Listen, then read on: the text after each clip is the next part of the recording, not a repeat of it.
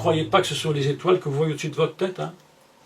Maintenant, encore que, je peux encore accepter cette première idée prophétique, dont la plupart des chrétiens croient, et je ne suis pas contre, je ne dis pas non. Il y a plusieurs niveaux prophétiques. Peut-être que oui, réellement, il y aura après ces temps de détresse, je ne sais pas comment, il y aura un soleil qui va perdre de la lumière. Progressivement, c'est possible. Je ne dis pas non.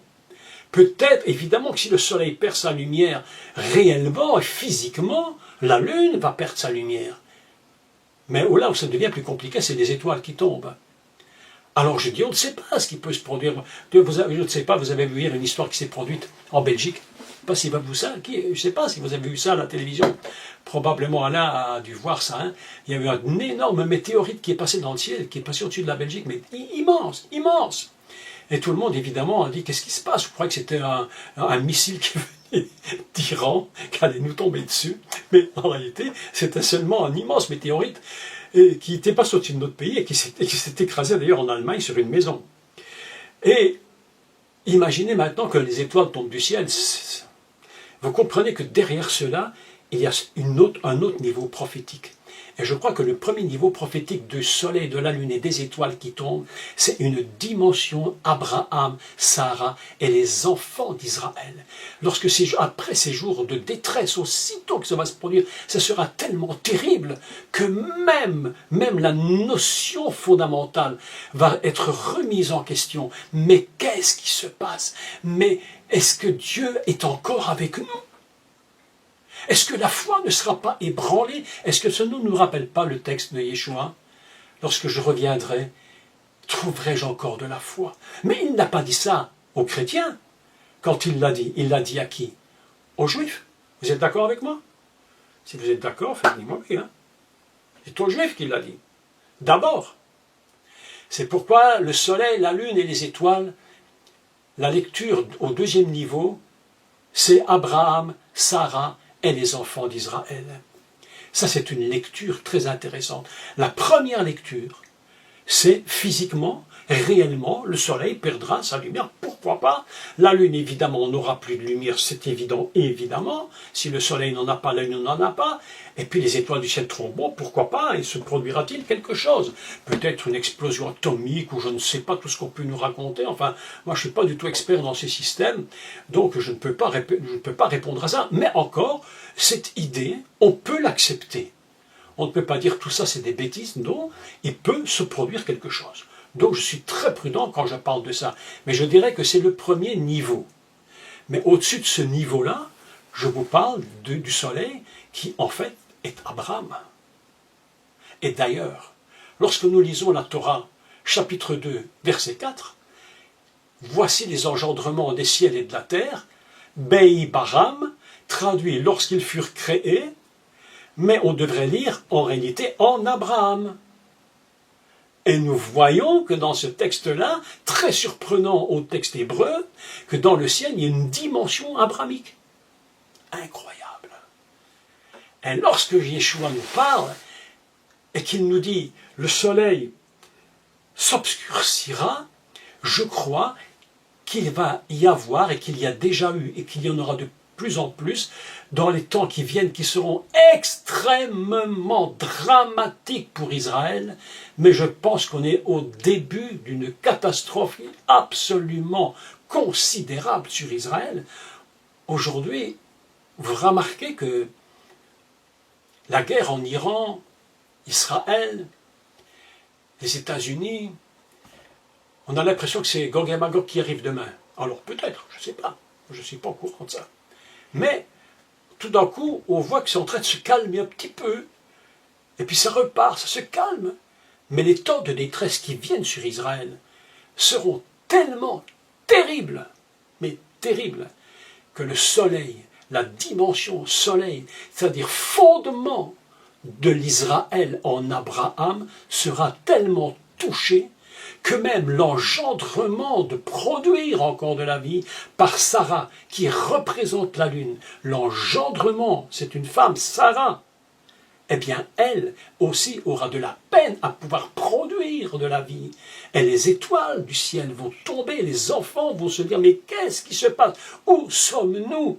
Que nous arrive-t-il? Et là, je crois que c'est la grande prophétie qui se produira, où il est écrit, alors, le signe du Fils de l'homme apparaîtra. Oh, il faut souligner cette phrase. Il faut souligner cette phrase. Alors, le signe du Fils de l'homme apparaîtra. Ici, je crois qu'on est dans un temps où, ou plutôt dans le texte où il nous dit, lorsqu'il reviendra, ils reconnaîtront celui qu'ils ont percé. Pourquoi ils le reconnaîtront? Puisqu'ils ne l'avaient jamais vu. Voilà une question très étrange. Pourquoi le reconnaîtront-ils? Ils ne l'ont jamais vu. Simplement parce que le signe qui va apparaître dans le ciel du Fils de l'homme sera tellement évident qu'ils ne pourront pas faire sans le reconnaître. Le signe du Fils de l'homme, ça c'est le premier niveau. Le premier niveau. Je voudrais qu'on lise maintenant un deuxième texte. Et alors celui-ci, il est absolument époustouflant. Concernant la lune, les étoiles et le soleil. Là, c'est le sommet de cette histoire. Et nous allons lire ensemble dans Bereshit, chapitre 37, cette fois. Chapitre 37, et au verset 9.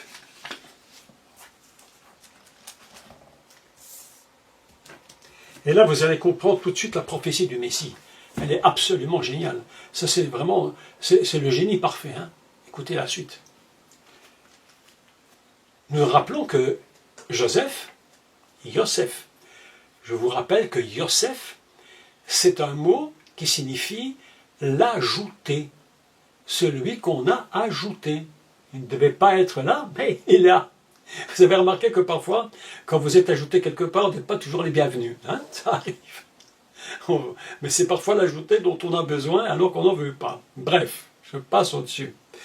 Et Joseph, il a quelque chose de très très particulier, Joseph.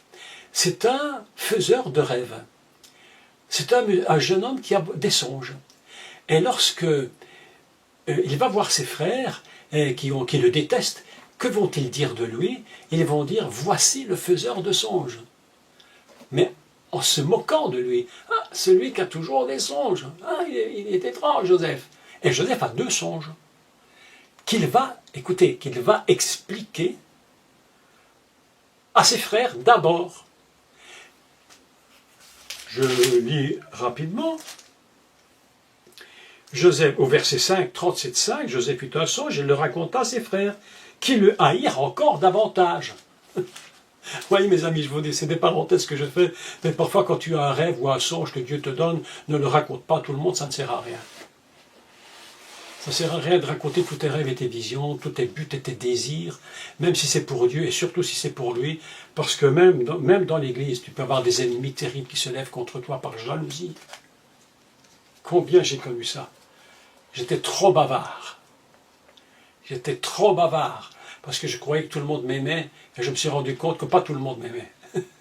Et quand je me suis rendu compte, je me suis dit, arrête de parler, tu as tes visions pour toi, et lorsqu'elles arriveront, ils seront bien obligés de le voir, mais tais-toi. Alors j'ai appris à me taire. Et il a un songe, il le haïr davantage, il leur dit, je passe le texte, il leur raconte le blé, les gerbes qui se prosternent devant lui, hein, je lis le texte ici, hein, bon, allez, lisons-le.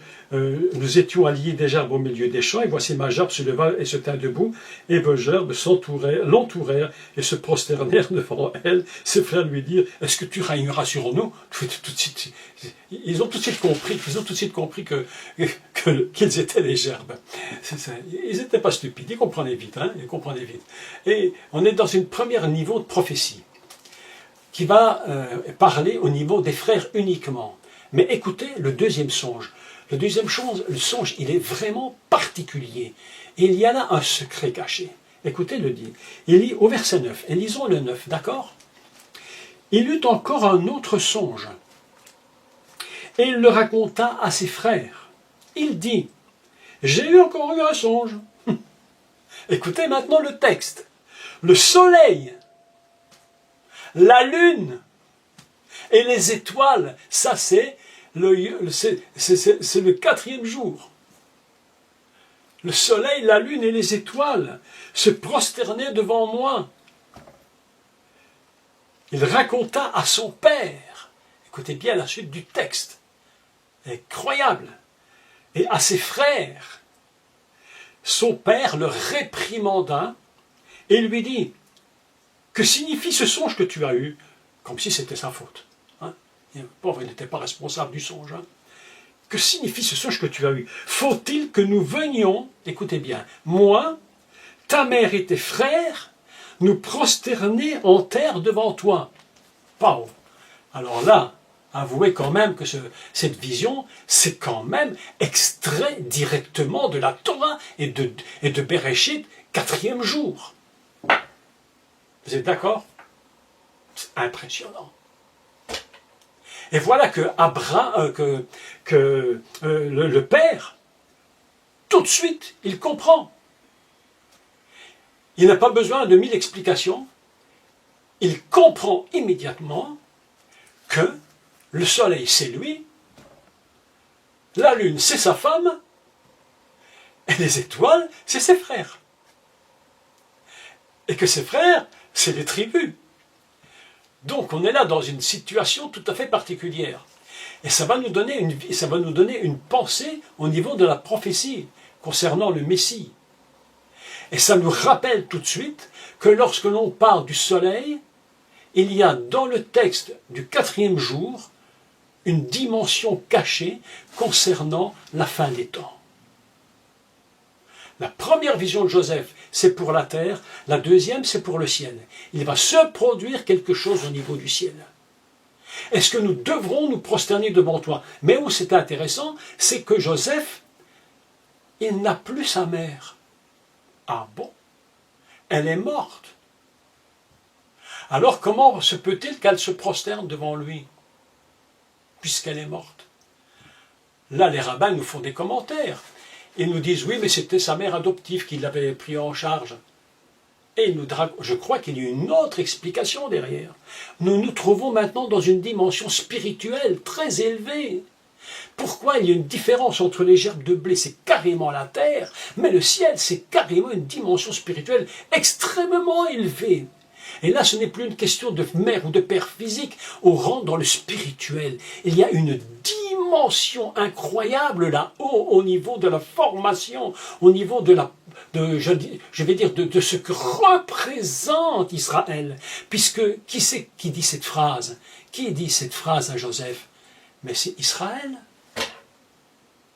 Est-ce que nous devrons nous prosterner? Et ta mère? Vous voyez bien que l'engendrement, ce n'est plus une chose terrestre, mais c'est complètement céleste. C'est dans le divin que ça se produit. Cette prophétie-là, elle dépasse le niveau naturel. C'est pourquoi Dieu lui donne 2 songes. Autrement, il n'en aurait donné qu'un pour bien faire la différence entre ce qui est ici-bas et ce qui est là-haut. Est-ce que nous devons nous prosterner, moi, ta mère et tes frères, instantanément? Écoutez bien, il va faire une réprimande à Joseph, parce que tout de suite, Israël a compris qu'il était le soleil, que sa mère était la lune, et que ses frères étaient les tribus. Et donc, il va faire une réprimande à Joseph, mais cette réprimande, je crois très sincèrement qu'il l'a faite pour protéger Joseph. Parce que si c'était mis du côté des frères, ça aurait été une catastrophe. D'ailleurs, le texte dit ceci, suivons bien cela, il dit, ses frères, je reprends le texte, faut-il que moi, ta mère et tes frères, nous prosternions devant toi? Ses frères eurent de l'envie contre lui, mais comme Israël avait réprimandé, mais entre guillemets, il est écrit la suite de ceci, mais son père garda le souvenir de ces choses. Il savait que quelque chose allait se produire. Et comme, entre guillemets, qui n'est pas le hasard, pourquoi Joseph est-il après Mashiach ben Yosef? Vous voyez qu'il y a là une dimension complètement spirituelle. Et voilà que Yeshua nous prophétise que dans les derniers temps, ces dimensions, Israël, engendrement, enfants d'Israël, vont perdre leur lumière. Quelque chose va se produire dans les temps qui vont venir de plus en plus. Et plus les temps seront difficiles, plus les temps seront des afflictions en Israël, des temps d'angoisse. On appelle ça l'angoisse des temps de Jacob. On parle de ça dans la Bible. Ces temps seront tellement incroyables, tellement difficiles. Aujourd'hui encore, Israël est sur sa terre, même s'il se bat pour sa survie, il est quand même toujours là. Mais le temps vient où ça va être tellement terrible que les dimensions soleil, lune, étoile, et les étoiles, je rappelle qu'il n'est pas écrit que Dieu les a fait. Ce sont les enfants d'Abraham et de Sarah. C'est pourquoi il est écrit « et les étoiles » et non pas « Dieu les fit », même si on sait que Dieu est dans ça. Mais c'est une notion de Abraham, Sarah et tes enfants. Et dans les temps qui viennent, après ces jours de détresse, d'angoisse qui viennent, mes amis, je vous le dis très sincèrement, et je le sais, parce que cette prophétie nous le dit. C'est pourquoi il nous parle du soleil et de la lune, pour nous dire, rappelez-vous de ce qu'a dit Joseph, rappelez-vous d'Israël ce qu'il a dit, rappelez-vous d'Abraham ce que je lui ai dit et ce qu'il a compris, rappelez-vous du 4e jour. Et mes amis, écoutez bien ceci, vous allez voir quelque chose se produire. Là je prophétise, mais moi je ne suis pas un prophète.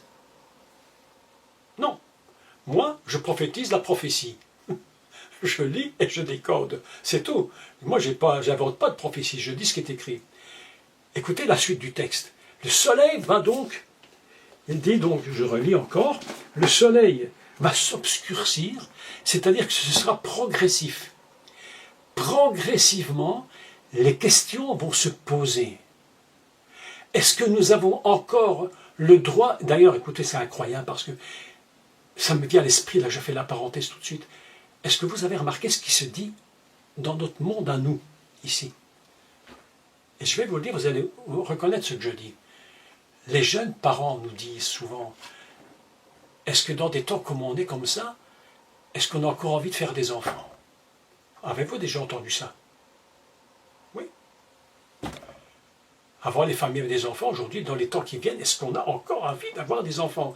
Ça veut dire que la situation sera tellement grave que les étoiles même ne pourront plus tenir. Même la natalité va disparaître. Les questions se poseront même en Israël. Je vous parle d'Israël. Même si tout ça touche le monde, notre monde à nous. Hier, j'étais en voiture. Écoutez, ça m'a fait un tilt, j'ai l'impression que c'est Dieu qui me parlait. J'étais en voiture et mon épouse allait faire quelques courses. Je me mets sur le parking, j'ouvre la radio et j'entends des commentaires. Qu'est-ce que j'entends? La journaliste qui dit exactement ceci, après ces jours de détresse, elle dit « Mais le monde s'obscurcit ». Hier à la radio, en direct. J'écoute là. Je dis mais mon Dieu, mais qu'est-ce que c'est que cette histoire? J'ai l'impression que Dieu me disait, ce que je t'ai dit, écoute, c'est en train de se dire là, à la radio, en direct. On touche même aux enfants. On ne veut plus faire d'enfants, parce que les temps sont tellement mauvais. Et le Seigneur dit, quand ces jours viendront, et que la détresse sera si grande, en Israël, et même chez nous, le soleil va commencer de perdre sa lumière. Il nous parle des ténèbres qui viennent sur Israël, des questionnements qui vont se poser, de cette capacité d'engendrer encore. Là, le judaïsme peut être même touché, le judaïsme, même dans ses fondements. Même dans ses fondements, le judaïsme peut être touché. La foi peut être touchée, même en Israël. Terrible. On se posera des questions. Est-ce qu'on a encore envie de faire des enfants? Les étoiles tomberont du ciel. Et il dit ceci, écoutez maintenant. Écoutez bien la suite. Elle est absolument fabuleuse. Fabuleuse. Écoutez ce qu'il dit. et les puissances des cieux seront ébranlées. Je voudrais vous rappeler quelque chose. Au niveau de cette petite phrase, rappelez-vous ce que je vous ai enseigné, et je sais que j'ai raison. Je sais que j'ai raison. On peut parfois se tromper, mais ici je sais que j'ai raison. Tous les jours de la Torah, tous, indistinctement, sont unis dans une seule et même unité. Le jour 1 contient tous les jours de la création. C'est une unité indivisible. C'est pourquoi lorsqu'on touche à la porte qui est le 4e jour, et qu'on touche à la dimension Israël, à la dimension lune, à la dimension étoile, ce n'est pas seulement le 4e jour qui est impacté, c'est toutes les puissances du ciel qui sont impactées. Du 1, le 2, le 3, le 4, le 5, le 6 et le 7. Et le 7 est tellement impacté, est tellement en train de tenir, j'allais dire, dans ses bras la totalité de la création, que la paix a disparu. Il n'y a plus de shalom. Quand vous verrez qu'il n'y a plus de shalom, que la paix disparaît, ça veut dire qu'on a touché toutes les puissances des cieux. Tout est touché. Ce n'est pas une petite parole prophétique du Messie. Ce n'est pas une parole prophétique de chrétiens. C'est une parole prophétique de la Torah elle-même qui vient directement de Dieu. C'est pourquoi ce 4e jour, il porte en lui tous les jours. La parole, vous verrez, alors je vous annonce une petite nouvelle, juste pour terminer, avant de terminer, une bonne nouvelle. Vous voyez une bonne nouvelle? Une bonne nouvelle. J'ai terminé mon livre, il est fini. Il est à la correction finale. Il est à la correction. Et j'explique tout ça en détail dans mon livre, sur le 4e jour de la création. C'est un très très long livre, un gros bouquin de 420 pages, sur les 5 premiers jours. Il est terminé, il est parti à la correction, j'attends les retours, qui se fera d'ici peut-être une semaine, et puis j'envoie tout ça pour l'impression, et avec la grâce de Dieu, si Dieu le permet, si Hachem permet, on pourra l'obtenir pour Pâques, j'espère, de tout mon cœur que je pourrai l'obtenir pour cette période de Pâques. Et j'explique tout ce que je vous dis ici, je l'explique dans ce livre. Parce que lorsqu'on parle du 4e jour, c'est pas seulement Dieu met le soleil, la lune et les étoiles, c'est pas ça du tout. Il y a derrière, dans le code des étoiles, de la lune et du soleil, les codes cachés de la fin des temps. C'est puissant ça. Je ne sais pas si ça... Moi ça me chauffe la tête, Vous voyez, quand j'entends ces choses, ça me booste à dire, mais cherchons, comprenons la parole de Dieu, comprenons la parole de Dieu. Et voilà que Israël, Jacob, comprend tout de suite que le soleil c'est lui. Donc, ça veut nous dire que lorsque Dieu met les astres dans le soleil, dans l'espace, dans la rakia, ça veut dire que lorsqu'il met le soleil, il met Joseph et il met Abraham. Et tout le reste. Absolument inimaginable.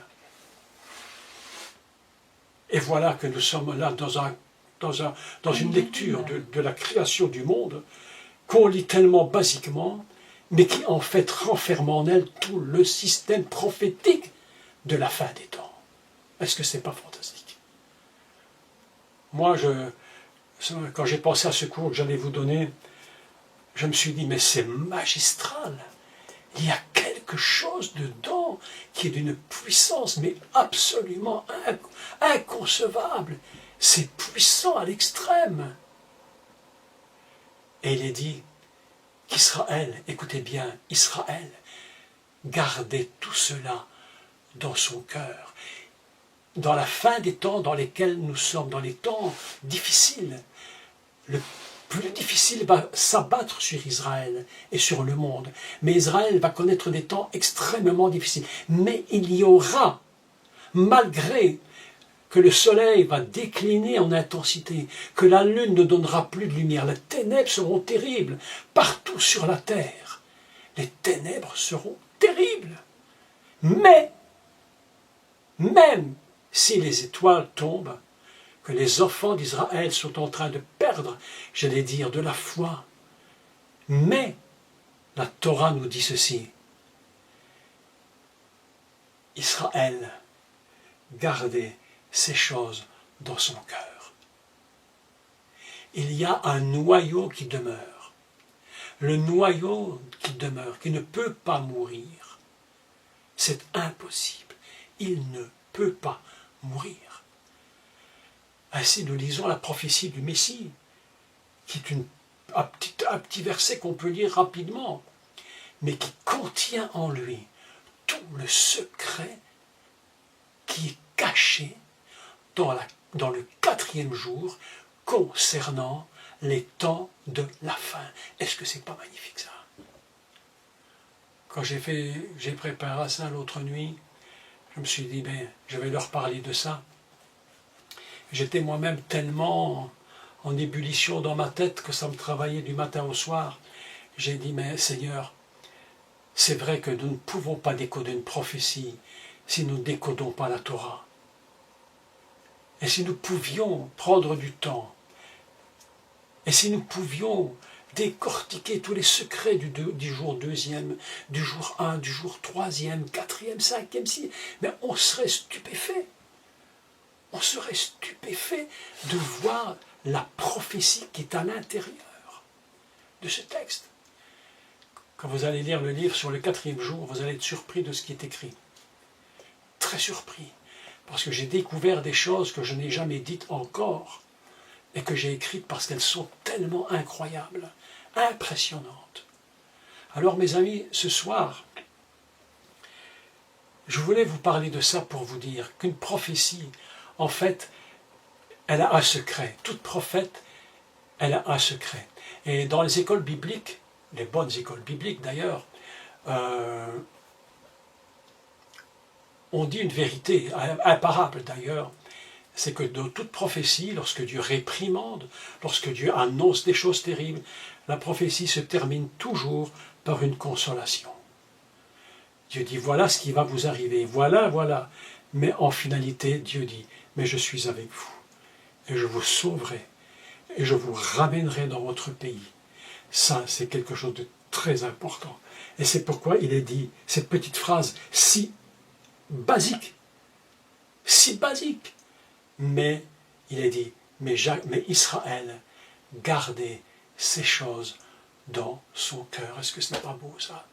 C'est fantastique. Donc je crois que la prophétie est devenue très claire pour nous.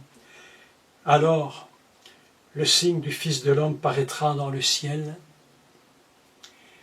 et là où les puissances du ciel ont été ébranlées, tous les jours de la création sont ébranlés, tous les jours de la création, toutes les tribus de la terre se lamenteront, elles verront le Fils de l'homme volant sur les nuées du ciel avec puissance et une grande gloire. Amen. Alléluia. Voilà ce que je voulais vous communiquer aujourd'hui. J'espère que j'ai été assez clair, même si parfois c'est un peu compliqué, je peux comprendre. Mais en tout cas, en clôture de tout cela, c'est une prophétie pour la fin des temps.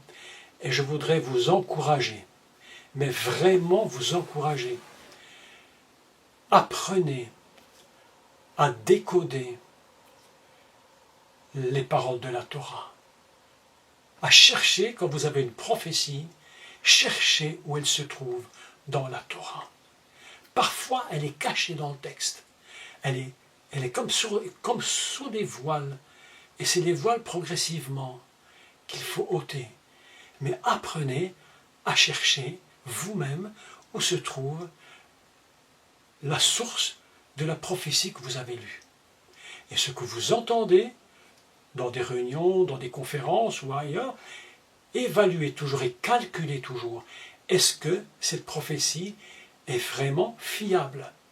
Et c'est très important de le dire, parce qu'il n'y a rien de plus dangereux que les faux prophètes. Et maintenant, on peut être un vrai prophète et faire des erreurs. C'est pourquoi l'apôtre Paul dira que 2, 3 prophétisent et que les autres examinent. Nous devons examiner. Et nous avons le premier examen, c'est est-ce que cette prophétie se trouve dans la Torah? Eh bien, là voilà ce que Yeshua nous dit. Au chapitre 24, nous lisons qu'en fait, il nous parle du commencement du monde. Est-ce que c'est pas magnifique? J'aimerais ce soir qu'on puisse vraiment prier avant de nous quitter. Nous tenir devant le Maître du monde, devant le Créateur de toutes choses, et lui dire, Maître du monde, combien nous t'aimons. Rien de ce que tu as fait n'a été fait par hasard. Rien de ce que tu as dit n'a été dit par hasard. Tout a été calculé par toi. Tu ne nous as rien fait, rien dit que tu n'aurais prévu. Tu nous as toujours prévenus. Et c'est à nous aujourd'hui de chercher, de comprendre ce qui se cache dans les textes que tu nous as donnés. Père éternel, nous te bénissons parce que nous nous tenons dans la pensée prophétique de la Torah et tous ensemble, nous te disons merci parce que nous savons que les temps qui viennent, oui, Père éternel, les choses vont s'empirer réellement, mais tu nous donnes cette consolation. Israël, gardez toutes ces choses dans son cœur. Amen. Mes bien-aimés, alors ce soir, c'est un grand bonheur pour moi de vous laisser avec cette parole merveilleuse en finalité. En finalité. Rappelez-vous de cette parole et gardez en vous les paroles dans votre cœur, quoi qu'il arrive.